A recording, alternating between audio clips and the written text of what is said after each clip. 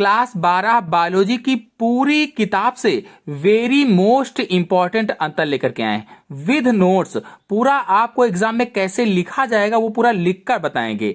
Very important अंतर हैं, देखोगे बस याद हो जाएगा, बाद में याद करने की जरूरत ही नहीं पड़ेगी। इतना अच्छी तरीके से आपको समझाएंगे कि देखते ही आपको याद हो जाएगा। तो शुरू से लेकर के लास्ट तक सभी अंतर देखिए, क्योंकि इनमें से कोई भी अंतर परीक्षा में फंस सकता है और जरूर इसी में से फंसेगा। चलिए शुरू करते हैं। पहला देखते हैं परागण और निषेचन में अंतर। चलिए समझा देते हैं। देखिए हेडिंग डाल लेंगे परागण तथा निषेचन में अंतर। जिस भी क्वेश्चन में है वो क्वेश्चन संख्या डाल करके परागण और निषेचन में अंतर हेडिंग आपको जरूर डालना है। और हेडिंग डाल के लिखेंगे इधर परागण इधर निषेचन, बीच में लाइन खींच लेंगे। पहला पॉइंट है पराग कोश से पराग कण के उसी प्रजाति के पुष्प के वर्तिकाग्र पर पहुंचने की प्रक्रिया को परागण कहते हैं। देखिए जैसे दो पुष्प हैं या एक ही पुष्प है तो परागण किसे कहा जाता है? जब पराग कण निकलकर उसी पुष्प के वर्तिकाग्र पर आते हैं। पुष्प के पुंकेसर से या पराग कोश से पराग कण निकलकर उसी पुष्प के वर्तिकाग्र या फिर किसी दूसरे पौधे के पुष्प के वर्तिकाग्र पर जाते हैं तो उसे ही परागण या पॉलिनेशन कहा जाता है। परागण कहो चाहे पॉलिनेशन कहो। तो देखिए जैसे दो पौधे या दो पेड़ लगे हुए हैं तो दोनों पर करके आपको समझा देते हैं। जब एक पुष्प के पराग कण निकलकर उसी पुष्प के वर्तिकाग्र या फिर किसी दूसरे पौधे के पुष्प के वर्तिकाग्र तक जाते हैं तो उसे ही परागण कहा जाता है। यही चीज इसमें बताया गया है। जबकि निषेचन में क्या है? अंड कोशिका से नर युग्मक के संलयन को निषेचन कहा जाता है। देखिए जब परागण की क्रिया हो गई और परागकण वर्तिकाग्र पर आ जाता है तो ये अंकुरित होता है और अंकुरित होकर के परागनलिका बनाता है। और फिर यहाँ पर जो भ्रूण कोश होता है इसको हम बड़ा करके आपको दिखा देते हैं। इस तरह से प्रतिमुख कोशिकाएं, द्विगुणित केंद्रक, सहायक कोशिका और अंड कोशिका होती है। और ये पराग नलिका इधर से आई तो पराग नलिका में दो नरयुग्मक होते हैं तो जाकर के एक नरयुग्मक अंड कोशिका से संलयित हो जाता है तो इसे ही निषेचन कहा जाता है। और इसके बाद जायगोट बनता है। फिर इधर द्विनिषेचन भी होता है। तो निषेचन क्या है? जब अंड कोशिका से नरयुग्मक संलयन करता है तो उसे ही निषेचन कहा जाता है। यह हुआ पहला पॉइंट। फिर दूसरा है इसके फलस्वरूप पराग स्त्री केसर अंतःक्रिया होती है। यानी जो परागण है इसमें पराग स्त्री केसर अंतःक्रिया का मतलब यह है कि देखो पराग कण यहाँ आ गया है। अब ये है स्त्री केसर पूरा, यानी जो जायांग वाला भाग होता है तो ये अंकुरित होगा और अंकुरित होकर के पराग नलिका के माध्यम से यहाँ से यहाँ तक आएगा पूरा, यहाँ से लेकर के यहाँ तक। तो इसे ही कहा जाता है पराग स्त्री केसर अंतःक्रिया होती है। जबकि निषेचन के फलस्वरूप युग्मनज बनता है। यानी जैसे ही निषेचन हो जाता है तो जायगोट या युग्मनज का निर्माण हो जाता है। फिर अगला पॉइंट है यह निषेचन पूर्व घटना है। यानी निषेचन से पहले की घटना होती है परागण, और यह परागण के बाद की घटना है। मतलब क्या हुआ कि पहले परागण हो जाएगा इसके बाद निषेचन होगा। तो निषेचन होने के लिए परागण आवश्यक है, ये हम कह सकते हैं। फिर अगला है वायु, जल, कीट, पक्षी आदि इस प्रक्रिया में सहायता करते हैं। परागण में वायु के द्वारा भी परागण होता है, जल के भी द्वारा परागण होता है, कीटों के द्वारा भी होता है, सबसे ज्यादा कीटों के द्वारा होता है, पक्षी के द्वारा भी परागण होता है। ये सब सहायता करते हैं, कर्मक होते हैं। जबकि निषेचन हेतु युग्मक स्थानांतरण पराग नलिका करते हैं। यानी जब निषेचन होता है तो इसमें युग्मक को कौन लाता है? तो ये पराग नलिका के माध्यम से युग्मक आते हैं, दोनों युग्मक। तो ये हो जाएगा अंतर परागण और निषेचन में। फिर अगला अंतर है लघु बीजाणुधानी और गुरु बीजाणुधानी में अंतर। आइए इसको समझा देते हैं। पहले हेडिंग डालेंगे लघु बीजाणुधानी तथा गुरु बीजाणुधानी में अंतर। बहुत ही ज्यादा इंपॉर्टेंट है, वेरी मोस्ट इंपॉर्टेंट अंतर है। इधर डालेंगे लघु बीजाणुधानी, इधर डालेंगे गुरु बीजाणुधानी। और पहला पॉइंट लिखेंगे लघु बीजाणुधानी पुंकेसर के परागकोश में विकसित होती है। इनका विकास परागकोश के चारों कोनों पर होता है। देखिए जैसे पुष्प बना है तो कोई भी पुष्प है, मान लीजिए जैसे ये पुष्प मैंने बनाया इस तरह से, ये जायांग हो गया, ये दल पुंज हो गए, यहाँ पर बाह्य दल है। ये पुंकेसर जो होते हैं, अगर एक पुंकेसर को यहाँ हम निकाल लें इस तरह से तो ये परागकोश होता है और परागकोश के अंदर परागकण रहते हैं। तो जो परागकोश है, इस परागकोश के अगर हम काट लें तो ये इस तरह से काट दिखाई देती है कुछ। इसमें 4 परागपुट या लघु बीजाणुधानी होती हैं, इन्हें ही लघु बीजाणुधानी कहा जाता है चारों को। तो कहा गया कि लघु बीजाणुधानी पुंकेसर के परागकोश में विकसित होती हैं। इनका विकास परागकोश के चारों कोनों पर, 1 2 3 4 चारों कोनों पर है, इधर इधर इधर इधर चारों कोनों पर इनका विकास होता है। इन्हें ही लघु बीजाणुधानी कहा जाता है। जबकि गुरु बीजाणुधानी में, गुरु बीजाणुधानी अंडक के अंडाशय में जरायु से विकसित होती है। जो अंडक का अंडाशय होता है, ये वाला जो अंडाशय वाला भाग है, ये देखिए जो अंडक है पूरा, या कह लीजिए जो जायांग होता है, इसमें अंडाशय वाला भाग, बीच वाला फूला हुआ जो भाग होता है, इसे अंडाशय कहा जाता है। तो यहाँ विकसित होती है गुरु बीजाणुधानी, जिसे सामान्य रूप से बीजांड कहते हैं। यानी इसे ही सामान्य रूप से क्या कहा जाता है? बीजांड कहा जाता है। फिर अगला दूसरा पॉइंट है, लघु बीजाणुधानी चारों ओर से बाह्य त्वचा, अंतः स्तर, मध्य स्तर तथा टेपिटम से घिरी होती है। जो लघु बीजाणुधानी है, ये क्या कहा है? चारों ओर से बाह्य त्वचा। अगर थोड़े से इसके हिस्से को बनाया जाए, ये देखिए जैसे थोड़े से इसके हिस्से को बनाया जाए, तो इधर जैसे हम बना लेते हैं थोड़ा सा हिस्सा, तो ये देखिए बाह्य त्वचा होती है, इस पे ये बाह्य त्वचा है।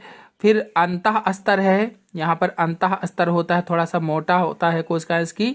और इसके बाद मध्य स्तर में 3 से 4 लेयर कोशिकाएं होती हैं, 3 से 4 इस तरह से मध्य स्तर, और फिर टेपिटम वाली लेयर होती है इस तरह से। तो इतनी कोशिकाओं या इतने स्तर से घिरा रहता है।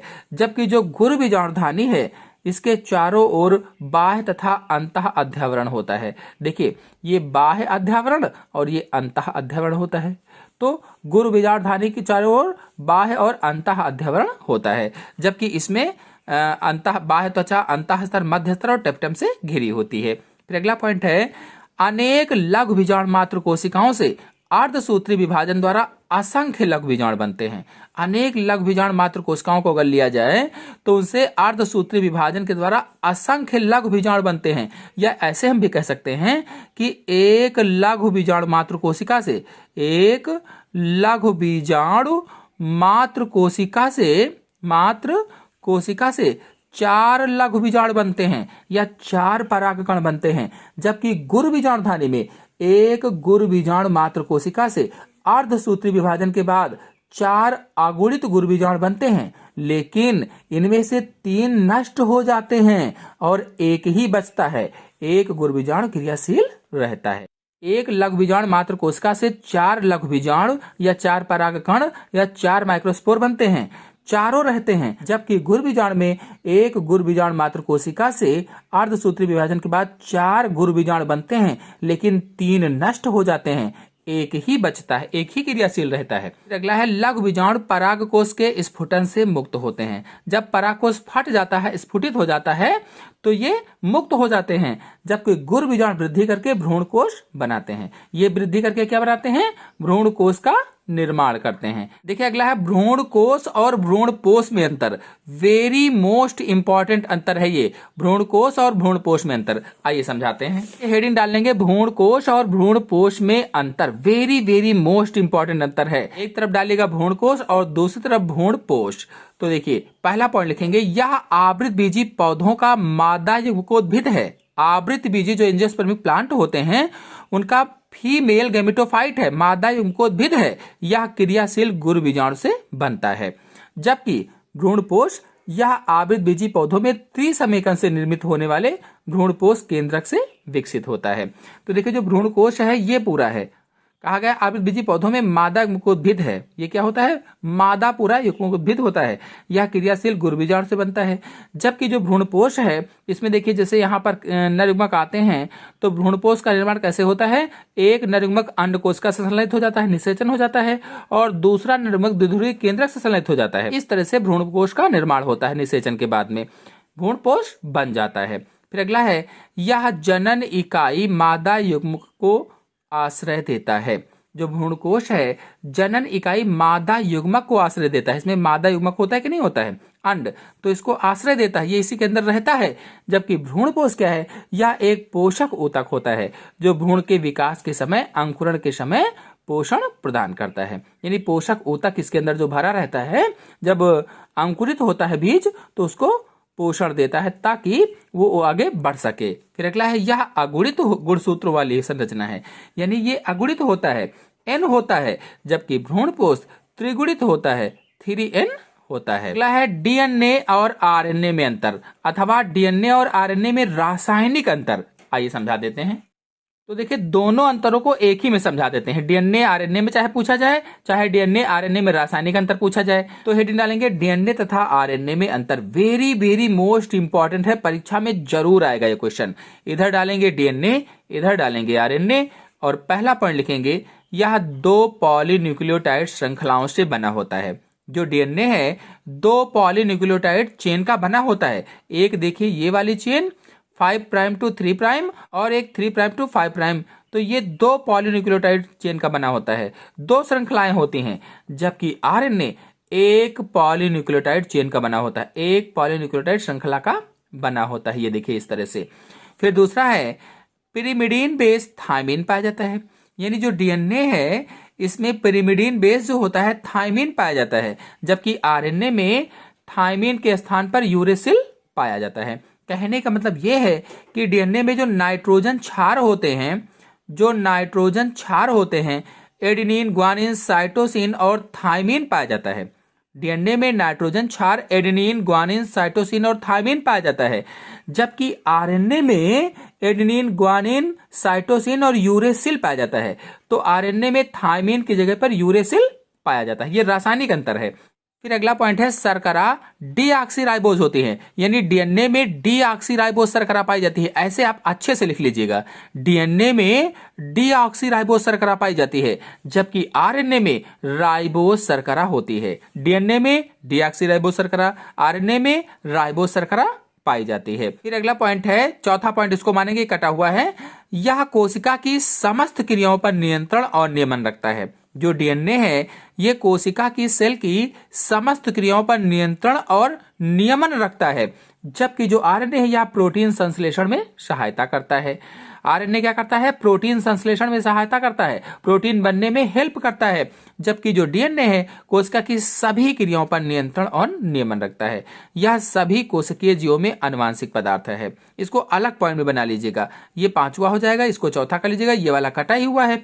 तो यह सभी कोशिकीय जीवों में आनुवांशिक पदार्थ होता है जो डीएनए है, जबकि जो आरएनए है सामान्यतः आनुवांशिक पदार्थ नहीं होता है, कुछ वायरसों में आनुवांशिक पदार्थ के रूप में पाया जाता है। फिर अगला पॉइंट है, यह मुख्यतः केंद्रक के अंदर गुणसूत्र में पाया जाता है। जो डीएनए है केंद्रक के अंदर गुणसूत्रों में पाया जाता है, मुख्य रूप से केंद्रक के अंदर गुणसूत्रों में, और सूक्ष्म मात्रा में हरित लवक और माइटोकांड्रिया में भी पाया जाता है। यानी क्लोरोप्लास्ट और माइटोकांड्रिया में भी थोड़ी मात्रा में पाया जाता है, लेकिन मुख्य रूप से केंद्रक के अंदर गुणसूत्रों में पाया जाता है। जबकि जो आरएनए है संपूर्ण कोशिका द्रव्य में फैले रहते हैं, जितना भी कोशिका द्रव्य होता है उसमें सब पड़े रहते हैं, बिखरे रहते हैं, और केंद्रिका में यानी केंद्रक के अंदर जो केंद्रिका होती है उसमें पाए जाते हैं आरएनए। अगला अंतर है बी डीएनए और जेड डीएनए में अंतर बताइए। आइए समझा देते हैं।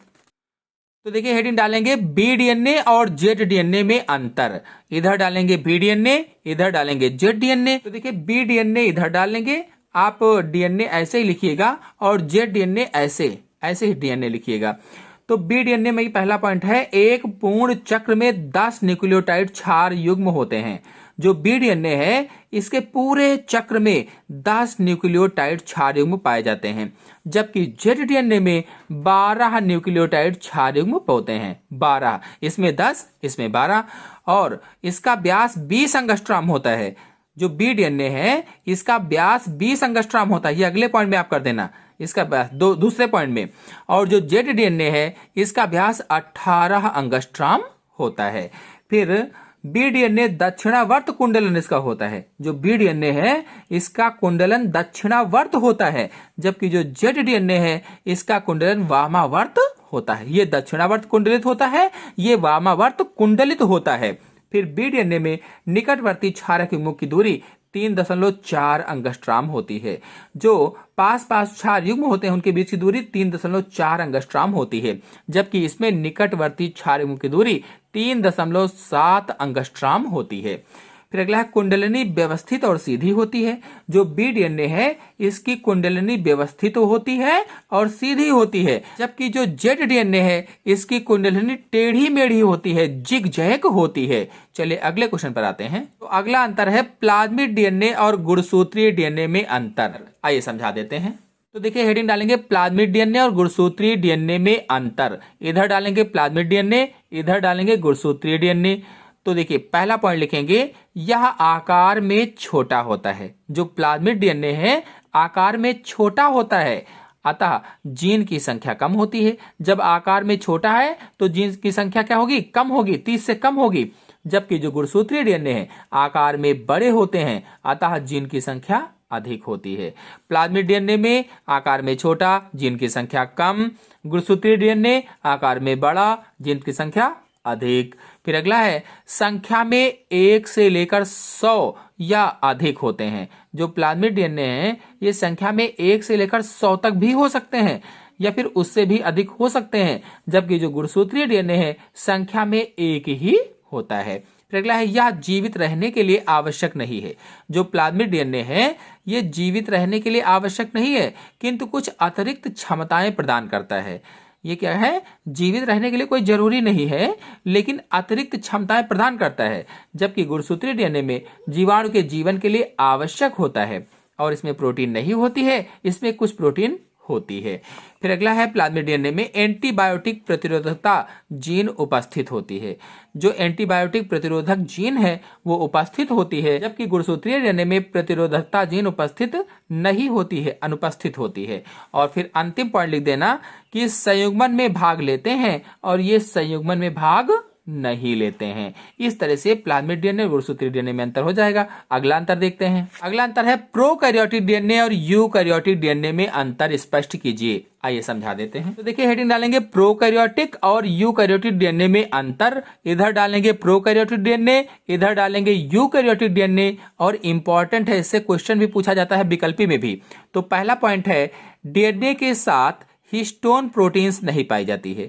जो प्रोकैरियोटिक डीएनए होते हैं इसमें हिस्टोन प्रोटीन नहीं पाई जाती है, जबकि यूकैरियोटिक डीएनए में हिस्टोन प्रोटीन पाई जाती है। तो पहला अंतर तो यही हो गया कि प्रोकैरियोटिक डीएनए में हिस्टोन प्रोटीन नहीं होती है, यूकैरियोटिक डीएनए में हिस्टोन प्रोटीन होती है। जब इसमें हिस्टोन प्रोटीन नहीं होती है तो ये न्यूक्लियो प्रोटीन तंतु नहीं बनाते हैं। हिस्टोन प्रोटीन नहीं है तो जो प्रोकैरियोटिक डीएनए है न्यूक्लियो प्रोटीन तंतु का निर्माण नहीं कर पाते हैं, जबकि इसमें हिस्टोन प्रोटीन है तो ये न्यूक्लियो प्रोटीन तंतु बना लेते हैं। फिर अगला है निष्क्रिय डीएनए की मात्रा बहुत कम होती है। यानी प्रोकैरियोटिक डीएनए में जो निष्क्रिय डीएनए होता है, इनएक्टिव डीएनए होता है, ये बहुत कम मात्रा में होता है, जबकि जो यूकैरियोटिक डीएनए है इसमें निष्क्रिय डीएनए की मात्रा बहुत अधिक होती है। अधिक मात्रा में निष्क्रिय डीएनए या इनएक्टिव डीएनए पाया जाता है। फिर अगला है कोडिंग खंडों में नॉन कोडिंग अनुक्रम नहीं होते हैं। जो प्रोकैरियोटिक डीएनए है इसके कोडिंग खंडों में नॉन कोडिंग अनुक्रम या सीक्वेंस नहीं पाए जाते हैं, जबकि यूकैरियोटिक डीएनए में कोडिंग खंडों में नॉन कोडिंग अनुक्रम पाए जाते हैं या नॉन कोडिंग सीक्वेंस पाए जाते हैं। फिर अगला लिखेंगे प्रोकैरियोटिक डीएनए में डीएनए अणु वृत्ताकार होता है। जो प्रोकैरियोटिक डीएनए होते हैं ये वृत्ताकार होते हैं, कोशिका द्रव्य में प्लाज्मिड में पाए जाते हैं, कोशिका द्रव्य में प्लाज्मिड के रूप में पाए जाते हैं। जबकि यूकैरियोटिक डीएनए में केंद्रकीय डीएनए अणु रैखिक होते हैं। यानी जितने भी यूकैरियोटिक डीएनए होते हैं वो रैखिक होते हैं, प्लाज्मिड इसमें नहीं पाया जाता है। और फिर अंतिम लिखेंगे प्रोकैरियोटिक डीएनए में डीएनए एक अतिकुंडलित गुणसूत्र बनाता है। जो प्रोकैरियोटिक डीएनए है ये अतिकुंडलित गुणसूत्र बनाता है, जबकि यूकैरियोटिक डीएनए है गुणसूत्रों की संख्या सदैव 1 से अधिक होती है। अगला अंतर देखते हैं। फिर देखिए अगला अंतर है समजात और समरूप अंग में अंतर। तो इधर डालेंगे समजात अंग, इधर डालेंगे समरूप अंग। पहला पॉइंट लिखेंगे ये अंग उत्पत्ति में समान होते हैं। जो इनकी उत्पत्ति है समान है, जबकि इनकी उत्पत्ति भिन्न भिन्न होती है। और फिर अगला पॉइंट है ये अंग मूल रचना में एक जैसे होते हैं। समजात अंग मूल रचना में समान होते हैं, ये मूल रचना में भिन्न होते हैं। अब देखिए ये समान उत्पत्ति में भी समान है, मूल रचना में भी समान है, इसका मतलब कार्य में भिन्न होंगे। कार्य में भिन्न होते हैं, तो अगला पॉइंट लिख देंगे कार्य में भिन्न होते हैं। जबकि जो समृद्धि अंग हैं उत्पत्ति में भिन्न है और मूल रचना में भिन्न है, तो ये कार्य में समान होंगे, कार्य में समान होंगे। अगला पॉइंट, तो कुल मिलाकर के एक पॉइंट में अगर इसको हम लिखें तो समजात अंग क्या होते हैं कि उत्पत्ति और मूल रचना में समान लेकिन कार्य में भिन्न होते हैं। समजात अंग में क्या लिखेंगे, ये उत्पत्ति और मूल रचना में समान होते हैं लेकिन कार्य में भिन्न होते हैं। जबकि समृद्धि अंग उत्पत्ति और मूल रचना में भिन्न लेकिन कार्य में समान होते हैं। फिर अगला अंतर उदाहरण में लिख देंगे, सील के फ्लीपर, पक्षी के पंख, घोड़े की अगली टांगें तथा मनुष्य के हाथ मूल रचना एक जैसी है। इनकी मूल रचना कैसी है, एक जैसी है लेकिन कार्य अलग अलग हैं। फिर अगर समृद्धि अंग का उदाहरण देखा जाए, तितली, टैक्टाइल, पक्षी तथा चमगादड़ के पंख उड़ने का कार्य करते हैं। इनकी उत्पत्ति अलग अलग प्रकार से होती है, अतः मूल रचना भिन्न होती है। फिर अगला इंपॉर्टेंट अंतर है सहजीविता और परजीविता में अंतर, वेरी मोस्ट इंपॉर्टेंट है। इधर डालेंगे सहजीविता, इधर डालेंगे परजीविता और लिखेंगे सहजीविता एक विशेष प्रकार का धनात्मक पारस्परिक संबंध है। जो सहजीविता है ये किन्हीं दो जीवों का विशेष प्रकार का धनात्मक पारस्परिक संबंध होता है, जबकि परजीविता ऋणात्मक पारस्परिक संबंध होता है। यानी दो विभिन्न जातियों के जीवों के बीच पाया जाने वाला ऋणात्मक पारस्परिक संबंध होता है। तो ये धनात्मक पारस्परिक संबंध है, ये ऋणात्मक पारस्परिक संबंध है। इसमें दो जातियों के जीव एक दूसरे के साथ रहते हैं। जो सहजीविता है, दो जातियों के जीव एक दूसरे के साथ रहते हैं और आपस में मिलकर एक दूसरे को लाभ पहुंचाते हैं। जबकि इसमें क्या है कि परजीवी अपना भोजन पोषक से प्राप्त करता है और इस संबंध में परजीवी को लाभ लेकिन पोषक को हानि होती है, जबकि इसमें दोनों को लाभ होता है। देखिए हम आपको समझा दें, जैसे कोई दो जीवधारी हैं, सहजीविता बता रहे हैं, कोई दो जीवधारी हैं, दोनों जीवित रहने के लिए, भोजन के लिए, आवास के लिए मिलकर कार्य करते हैं और दोनों को बराबर बराबर लाभ होता है। जबकि परजीविता में कोई दो जीवधारी हैं, एक मान लीजिए ये परजीवी है और ये एक पोषक है, तो जो परजीवी है इससे लाभ ले लेता है लेकिन पोषक इससे लाभ नहीं ले पाता है, पोषक की हानि हो जाती है। तो परजीवी को लाभ और पोषक की हानि हो जाती है, ये ऐसा संबंध होता है। सहजीविता में जैसे लाइकेन व साइकस की प्रवालाभी जड़ें, परजीविता में जैसे तने पर पूर्ण परजीवी अमर वेल। अगले अंतर पर आते हैं। अगला इंपॉर्टेंट अंतर है कोडान और एंटी कोडान में अंतर। कोडान और एंटी कोडान डालकर लाइन खींच लेंगे। पहला पॉइंट लिखेंगे, यह mRNA अणु पर स्थित होता है। जो कोडान है ये mRNA अणु पर स्थित होता है, जबकि एंटी कोडान tRNA अणु पर स्थित होता है। अगला है, एक mRNA अणु में कई कोडान होते हैं। जो एक mRNA अणु होता है इस पे कई कोडान होते हैं, जबकि एक tRNA अणु में एक ही एंटी कोडान होता है। फिर अगला लिखेंगे, यह अमीनो एसिड की स्थिति को निर्धारित करता है। जो कोडान है अमीनो अम्ल की स्थिति को निर्धारित करता है, जबकि जो एंटी कोडान है tRNA पर एंटी कोडान विशिष्ट अमीनो एसिड लाता है और कोडान से मेल खाता है। फिर अगला है, तीन न्यूक्लियोटाइड का वह समूह जिसमें किसी एक अमीनो अम्ल के लिए संदेश निहित रहता है उसे कोडान कहा जाता है। तीन न्यूक्लियोटाइड का वह क्रम जिसमें किसी एक अमीनो अम्ल के लिए कोड निहित रहता है, संदेश निहित रहता है, उसे ही कोडान कहते हैं। जबकि तीन नाइट्रोजनस क्षारकों का वह क्रम जो mRNA में उपस्थित कोडान का पूरक होता है उसे एंटी कोडान कहा जाता है। अगले अंतर पर आते हैं। अगला इंपॉर्टेंट अंतर है समयुग्मजी और विषम युग्मजी में अंतर। तो पहला पॉइंट है, जब किसी लक्षण के लिए कारकों के जीन्स समान होते हैं, युग्म समान होते हैं, तो उसे समयुग्मजी कहा जाता है। जैसे कैपिटल टी, स्मॉल टी, कोई भी लक्षण है उसके लिए कारक युग्म जो होते हैं समान होते हैं तो समयुग्मजी, और जब कारक युग्म समान ना हो, असमान हो, तो उसे विषम युग्मजी कहते हैं। जैसे capital T, capital R, small are.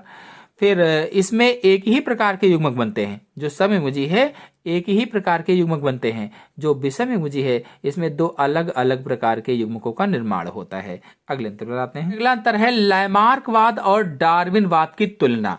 तो देखिए, इधर डालेंगे लैमार्कवाद, इधर डालेंगे डार्विनवाद, और पहला अंतर लिखेंगे, लैमार्क के अनुसार जिराफ के पूर्वज छोटी गर्दन व छोटे कद के थे। यानी लैमार्क ने क्या बताया कि जिराफ के जो पूर्वज थे वो छोटी गर्दन और छोटे कद के हुआ करते थे। ऊंचे वृक्षों की पत्तियों तक पहुंचने के लिए वे अपनी गर्दन को ऊपर खींचते थे तथा अगली टांगों को उचका कर पत्तियों तक पहुंचने की कोशिश करते थे। यानी कि लैमार्क ने बताया कि जो जिराफ थे वो छोटी गर्दन और छोटी टांगों, छोटे कद के थे। अब वो पत्तियां खाना चाहते थे तो पत्तियों तक पहुंचने के लिए टांगों को, जो अगली टांगे थी उनको उचकाते थे और गर्दन को ऊपर की ओर खींचते थे। जबकि डार्विन ने बताया कि जिराफ के पूर्वज विभिन्न लंबाई के गर्दन वाले थे। यानी वो पहले से ही विभिन्न लंबाइयों के थे, कुछ लंबी गर्दन वाले थे, कुछ छोटी गर्दन वाले थे, और ये जो विभिन्नता थी ये आनुवांशिक थी। फिर अगला पॉइंट है, लैमार्क बाद में लंबे वृक्षों से भोजन प्राप्त करने के लिए लगातार खिंचाव के कारण अगली पीढ़ी की संतानें कुछ लंबी गर्दन वाली बन गईं। क्योंकि लंबे वृक्षों से पत्तियों को खाते थे तो लगातार खिंचाव होता रहा, खींचते रहे, तो अगली पीढ़ी, इनकी संतानें कुछ लंबी गर्दन वाली बन गईं और अगली टांगे भी लंबी हो गईं। जबकि डार्विन बाद में इन्होंने बताया कि भोजन के लिए प्रतियोगिता एवं संघर्ष के कारण लंबी गर्दन वाले जिराफ अधिक उपयुक्त पाए गए। यानी जो भोजन के लिए लंबी गर्दन जिनकी थी वो जीवित रहे, बाकी छोटी गर्दन वाले मर गए, समाप्त हो गए। फिर अगले अंतर पर आते हैं। देखिए अगला वेरी मोस्ट इंपॉर्टेंट अंतर है, बहुत ही ज्यादा इंपॉर्टेंट है, परीक्षा में जरूर आएगा। सक्रिय प्रतिरक्षा और निष्क्रिय प्रतिरक्षा में अंतर। तो इधर डालेंगे सक्रिय प्रतिरक्षा, इधर डालेंगे निष्क्रिय प्रतिरक्षा। पहला पॉइंट लिखेंगे, जब व्यक्ति के शरीर की अपनी कोशिकाएं रोगाणु के प्रति प्रतिरक्षा पैदा करती हैं तो इस प्रकार की प्रतिरक्षा सक्रिय प्रतिरक्षा कहलाती है। यानी जब हमारे शरीर की या जीव के शरीर की खुद की कोशिकाएं रोगाणुओं के प्रति इम्यूनिटी पैदा करें, प्रतिरक्षा पैदा करें, तो उसे ही सक्रिय प्रतिरक्षा कहा जाता है। जबकि निष्क्रिय में क्या है, जब शरीर की रक्षा के लिए बने बनाए प्रतिरक्षी सीधे ही शरीर को दिए जाते हैं तो उसे निष्क्रिय प्रतिरक्षा कहा जाता है। यानी पहले से ही शरीर की रक्षा के लिए बने बनाए प्रतिरक्षी शरीर में इंजेक्ट कर दिए जाते हैं तो उसे ही निष्क्रिय प्रतिरक्षा कहा जाता है। अगला है, यह प्रतिरक्षा धीमी होती है। जो सक्रिय प्रतिरक्षा है यह क्या है, धीमी होती है। यानी इसमें प्रभावशाली अनुक्रिया होने में धीरे धीरे समय लगता है, जबकि निष्क्रिय प्रतिरक्षा तुरंत राहत पहुंचाती है। फिर अगला पॉइंट है, सक्रिय प्रतिरक्षा में इससे शरीर को किसी अन्य कठिनाई का सामना नहीं करना पड़ता है। चूंकि अपने ही शरीर में बनती है इसलिए इससे किसी भी अन्य प्रकार की कठिनाई का सामना नहीं करना पड़ता है। जबकि निष्क्रिय प्रतिरक्षा में शरीर को अन्य कठिनाइयों का सामना करना पड़ता है। और फिर अगला है, यह पूरे जीवन कार्य करती है। जो सक्रिय प्रतिरक्षा है ये पूरे जीवन भर कार्य करती रहती है, जबकि जो निष्क्रिय प्रतिरक्षा है इसका प्रभाव कुछ समय के लिए ही होता है। अगर उदाहरण देखा जाए सक्रिय में, तो मानव में चेचक की बीमारी के प्रति प्रतिरक्षा सक्रिय प्रतिरक्षा होती है, जबकि निष्क्रिय में मानव में काली खांसी, टिटनेस, रेबीज, पोलियो आदि रोग से टीकाकरण के द्वारा जो प्रतिरक्षा ली जाती है तो वो निष्क्रिय प्रतिरक्षा कहलाती है। अगले अंतर पर आते हैं। अगला इंपॉर्टेंट अंतर है उत्पादन तथा अपघटन में अंतर। वेरी मोस्ट इंपॉर्टेंट अंतर है, ये जरूर आएगा किसी न किसी पेपर में। उत्पादन और अपघटन में अंतर। तो इधर डालेंगे उत्पादन, इधर डालेंगे अपघटन, बीच में लाइन खींच लेंगे। पहला पॉइंट लिखेंगे, हरे पौधे प्रकाश संश्लेषण क्रिया के फलस्वरूप सरल अकार्बनिक पदार्थों से जल तथा CO2 से कार्बनिक भोज्य पदार्थों का संश्लेषण करते हैं। यानी कि जो हरे पादप होते हैं, हरे पौधे होते हैं, प्रकाश संश्लेषण के माध्यम से अपने भोजन का निर्माण कर लेते हैं। यह क्रिया सौर्य प्रकाश तथा पर्णहरिम की उपस्थिति में होती है। भाई देखिए यहाँ पर 6CO2 + 12H2O एरो प्रकाश उपस्थित है और पर्णहरिम है, तो यहाँ पर भोजन बन जाता C6H12O6 प्लस ऑक्सीजन गैस मुक्त होती थी और 6O2 + 6H2O जल भाप बनकर उड़ जाता है। तो ये प्रकाश संश्लेषण क्रिया है। तो प्रकाश संश्लेषण क्रिया के द्वारा भोजन का निर्माण कर लेते हैं, जबकि अपघटन में जीवाणु, कवक आदि अपघटक मृत जटिल कार्बनिक पदार्थों को सरल पदार्थों में विघटित कर देते हैं। इस प्रक्रिया में ऊर्जा, जल तथा CO2 मुक्त होती है और सरल अकार्बनिक पदार्थ भी मुक्त होते हैं। यानी जो जीवाणु है, जो कवक हैं, ये क्या होते हैं, अपघटक होते हैं। मृत व जटिल कार्बनिक पदार्थों को सरल पदार्थों में विघटित कर देते हैं, उसे खत्म कर देते हैं। फिर अगला पॉइंट है, सूर्य की विकिरण ऊर्जा रासायनिक ऊर्जा में बदलकर कार्बनिक भोज्य पदार्थों में संचित हो जाती है। जो उत्पादन है इसमें क्या होता है, जो सूर्य की विकिरण ऊर्जा है वो रासायनिक ऊर्जा में चेंज हो जाती है और कार्बनिक पदार्थों में संचित हो जाती है, इकट्ठा हो जाती है। इस प्रक्रिया को प्राथमिक उत्पादन कहते हैं। जबकि अपघटन में रासायनिक ऊर्जा उष्मा के रूप में मुक्त होती है। जो रासायनिक ऊर्जा है ये गर्मी या उष्मा के रूप में मुक्त होती है। इस प्रक्रिया को अपघटन कहते हैं। अपघटन जो उत्पादन की क्रिया के ठीक विपरीत होती है। और इसके बाद अगला पॉइंट लिखेंगे, यह एक उपचयी क्रिया है। जो उत्पादन है यह एक उपचयी क्रिया होती है, जबकि जो अपघटन है यह एक अपचयी क्रिया होती है। फिर अगला है, इसमें ऊर्जा का संचय होता है। जो उत्पादन है इसमें ऊर्जा का संचय होता है। जो अपघटन है इसमें ऊर्जा मुक्त होती है। इसमें संचय होता है, इसमें मुक्त होती है। अगले अंतर पर आते हैं। इसके बाद फिर अगला मोस्ट इंपॉर्टेंट अंतर है स्वस्थानीय और बाह्य स्थानीय संरक्षण में अंतर। तो इधर डालेंगे स्वस्थानीय संरक्षण, इधर डालेंगे बाह्य स्थानीय संरक्षण। और पहला पॉइंट लिखेंगे, यहाँ वन्य जीवों एवं पादपों को उनके प्राकृतिक आवास में ही संरक्षित किया जाता है। यानी जब जंतुओं और पौधों को वो जहां पर रह रहे हैं वहीं पर उसको संरक्षण दिया जाए तो उसे स्वस्थानीय संरक्षण कहा जाता है। जबकि बाह्य स्थानीय संरक्षण में वन्य जीवों एवं पादपों को मानव निर्मित परिवेशों में संरक्षित किया जाता है। यानी कि जब जीवों को उनके आवास से, उनके प्राकृतिक आवास से हटाकर किसी अन्य मानवीय आवास में ले जाकर के संरक्षित किया जाता है, उसको वहां पर संरक्षण प्रदान किया जाता है अलग ले जाकर के, तो उसे बाह्य स्थानीय संरक्षण कहा जाता है। फिर अगला है, यहाँ प्रबंधन एवं संरक्षण हेतु धन की आवश्यकता अधिक होती है। जो स्वस्थानीय संरक्षण है इसमें प्रबंधन और संरक्षण के लिए धन अधिक आवश्यकता होती है, धन ज्यादा चाहिए होता है, तकनीक की कोई आवश्यकता नहीं होती है। जबकि बाह्य स्थानीय संरक्षण में प्रबंधन एवं संरक्षण हेतु तकनीक की आवश्यकता अधिक होती है। फिर अगला है, यह संरक्षण की प्राकृतिक विधि है, जबकि बाह्य स्थानीय संरक्षण की कृत्रिम विधि होती है।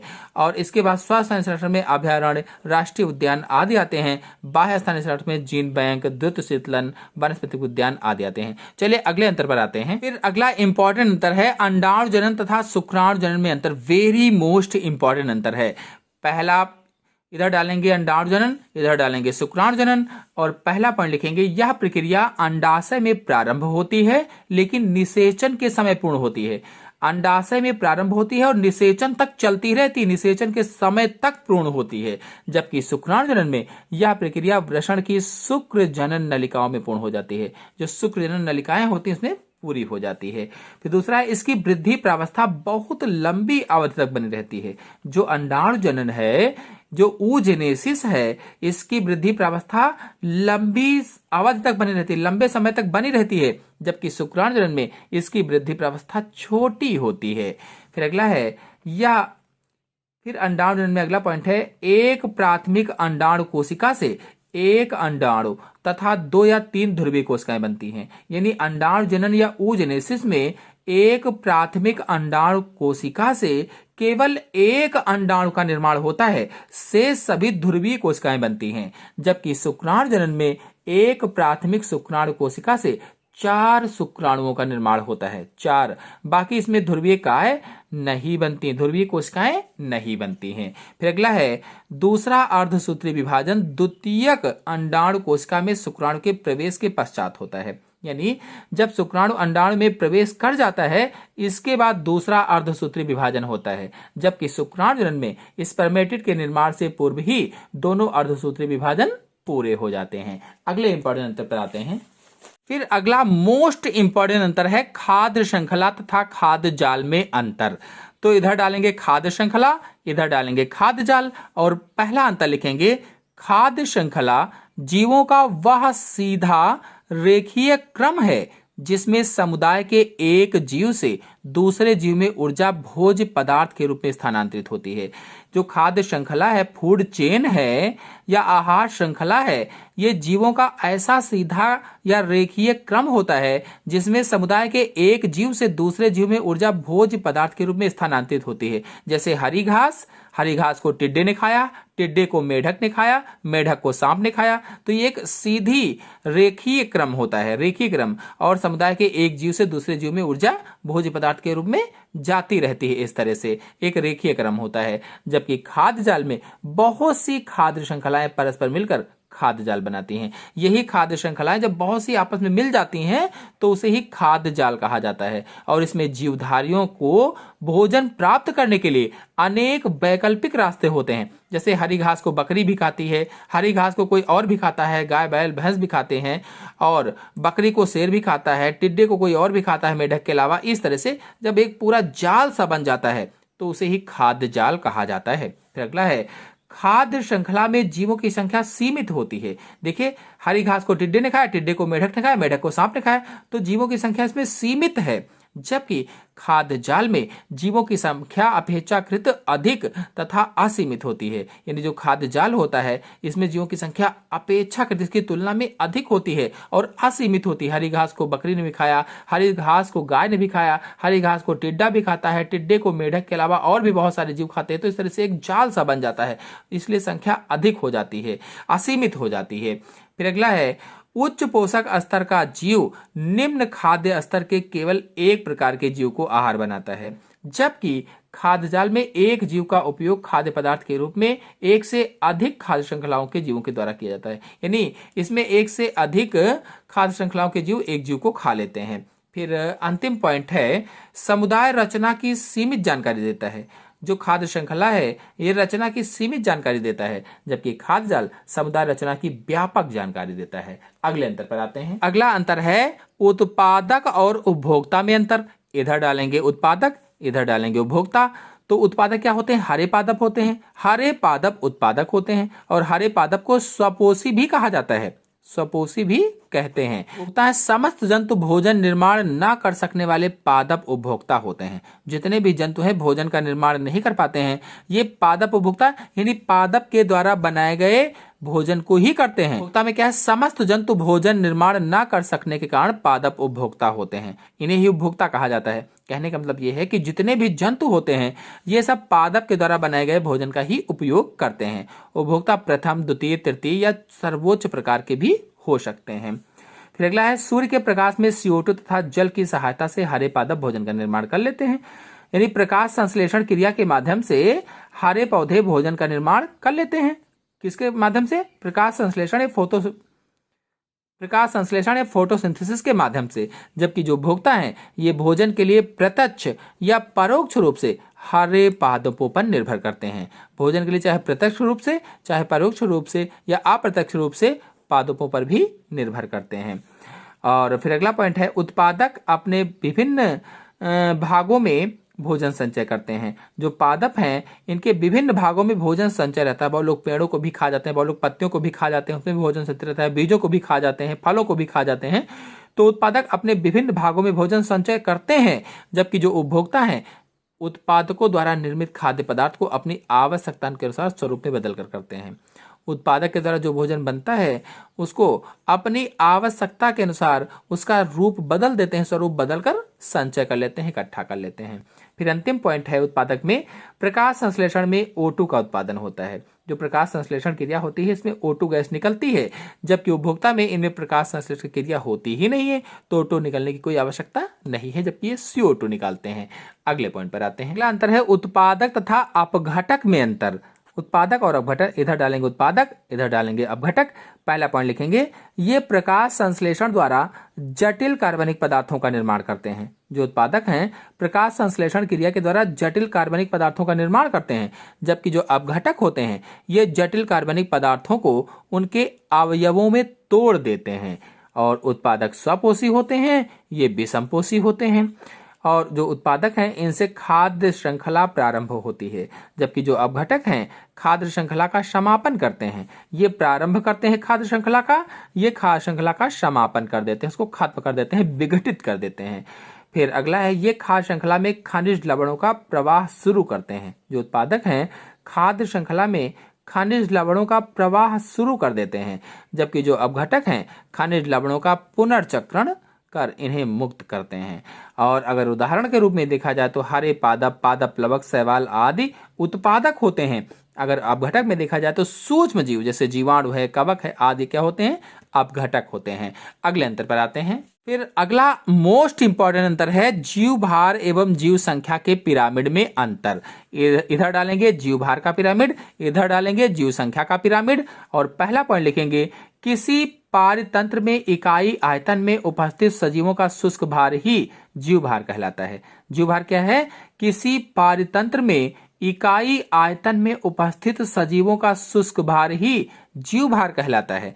जबकि जीव संख्या के पिरामिड में क्या है? इस पिरामिड में प्रत्येक पोषक स्तर पर या पोषक स्तर पर इकाई क्षेत्रफल में जीव की व्यक्तिगत संख्या दर्शाई जाती है। ये मात्रात्मक संबंध दर्शाता है, ये संख्यात्मक संबंध दर्शाता है। यह पिरामिड उल्टा या सीधा दोनों प्रकार का हो सकता है, जबकि जीव संख्या का पिरामिड सदैव सीधा ही होता है। और अंतिम पॉइंट इसका है, जीव भार में तालाब पारिस्थितिक तंत्र के लिए यह पिरामिड उल्टा प्राप्त होता है, जबकि जीव संख्या के पिरामिड में तालाब पारिस्थितिक तंत्र के लिए यह पिरामिड सीधा प्राप्त होता है। अगले अंतर पर आते हैं। अगला अंतर है कपि और मानव में अंतर। तो इधर है कपि, इधर है मानव, लाइन खींच दिया है। तो पहला पॉइंट लिखेंगे कपि के अग्रपाद लंबे तथा घुटनों के नीचे तक पहुंचते हैं। अग्रपाद तथा पश्चपादों से समान कार्य लेते हैं ये। और इधर जो मानव है, कपि की अपेक्षा मानव के अग्रपाद छोटे होते हैं और घुटनों के ऊपर ही रहते हैं। अग्रपादों तथा पश्चपादों से कार्य भिन्न भिन्न इनका होता है। कपि में मादा के स्तन उभरे हुए नहीं होते हैं, मानव में मादा के स्तन उभरे हुए होते हैं।